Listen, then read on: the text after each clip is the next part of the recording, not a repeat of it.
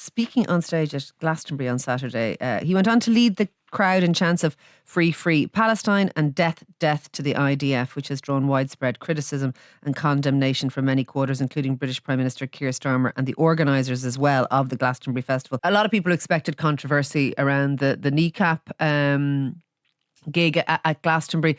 Bob Vylan went on beforehand. A lot of people wouldn't be familiar with Bob Vylan. You said he's known as the Fresh Prince of Ipswich. But this proved to be probably the more controversial of the two, performances. Yeah. What did you make of it?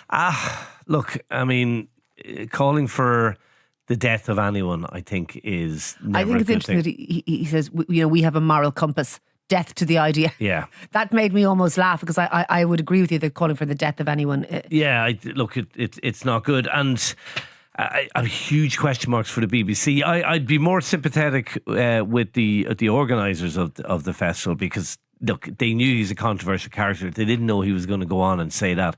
But I'm looking at the British broadsheets today, and not just the Daily Mail. I'm looking at the London Times as well, the Telegraph. Maybe you'd expected more in the Telegraph as well.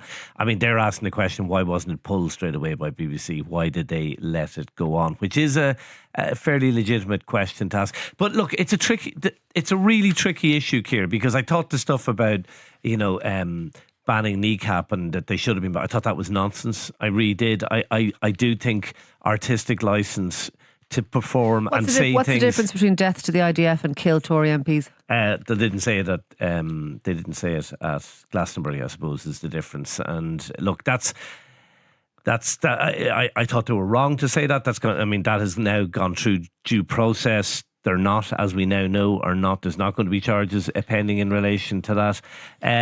But I did think the idea that they shouldn't, I don't agree with censorship. I don't agree with not allowing artists perform. I actually think you're making them into martyrs when you do that.